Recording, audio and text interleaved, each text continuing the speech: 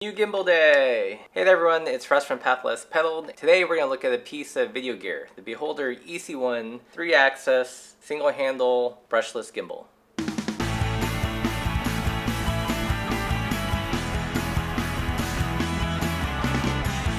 So a lot of longtime viewers know that in addition to our blog, pathlesspedaled.com, we do a lot of writing, photography, and increasingly more video. For the video production side, we're always looking for new technologies that add the extra bit of production value but aren't too heavy. Gear that we can carry on the bike. And the Beholder EC1 is one of those new pieces of gear that we just acquired that will hopefully do that.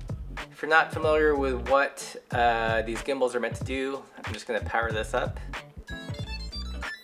And you can see it levels out the camera. This one's got a little joystick. You can control the pan and the tilt. And essentially their main function is to give you those smooth movements that really convey a good sense of production value. So in doing our research, we knew we wanted a single handle 3-axis brushless gimbal, something that was fairly compact and something that had a really long battery life. On paper, the Beholder EC1 seems to tick all those boxes. This is a gimbal by itself, so not small, definitely larger than something like the DJI Osmo, but not something prohibitively large. The batteries are located down here, and there are these really big LiPo batteries, and you actually use this thing that holds the batteries to charge it. It's got a little micro USB port here that you connect with the included plug to charge the batteries. Let's talk about what we like and what we dislike about the Beholder EC1. So first off, build quality. The build quality is really good. I mean, this handle is all metal and it feels like a lightsaber. It's got a joystick here that's pretty tactile and it's not going to fall off anytime soon. And on the back is this little status indicator that lets you know what profile mode you're in and what your battery life is. Another thing I really like about this gimbal is that it's fairly quick to balance. It requires no tools.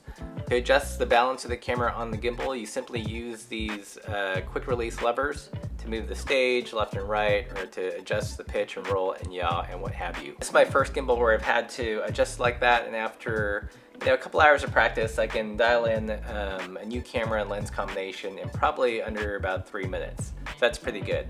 So another thing we love about this gimbal is that it has encoders, and these are kind of like these magic motors here that balance the gimbal. There's no wires that kind of dangle, so you can spin things more than 360 degrees, but more importantly, if you find yourself in the field, you're doing a shoot, and the horizon has tilted like this, you just merely grab it and readjust it. There's no need to go into software and recalibrate. You just simply hold it for a second, and the motors are smart enough to reset this as home.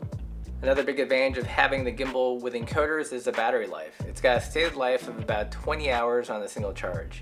I think this might be a little bit high. Just playing with it at home, I feel like I'm getting maybe closer to 10 to 12 hours. So things that I'm not so hot on about this gimbal. First off is a quick release plate. It's awesome that it's a quick release plate. You can slide it in and out without using tools or what have you.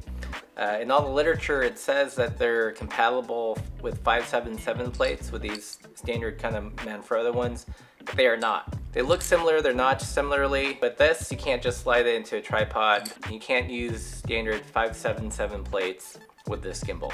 Another thing that I'm not too hot about the Beholder EC1 is when I start it up, the horizon is slightly off kilter. This isn't a big deal because again, it has encoders, so to adjust it, I just have to turn it and hold it a little bit and everything's level. If I weren't able to do that, it would bug me a lot more, and I'm kind of bummed that out of the box that it doesn't come level and that I have to do these little micro adjustments when I start it up. Again, not a complete deal breaker because it is easy to fix. And the third thing that's probably not specific to just the Beholder EC1, but that can be said for other single handle gimbals, is that it's not magic. It does a lot in terms of smoothing out movement, but if you're not careful with how you walk or how you run or how you move, you're going to get this constant bob. If you're walking and you're doing this, it's not going to fix that. There is still a fair amount of skill involved in operating these gimbals. So another thing that's kind of a bummer about this gimbal is the joystick. Initially it was set way too fast for the pan and tilt, and I had to go through the whole process of downloading the gimbal tuning software to slow this down. And the joystick itself, it's a binary, it's on and off. It's either full speed one way and full speed the other. It doesn't sense like how hard you're pushing it, so it only moves at one speed.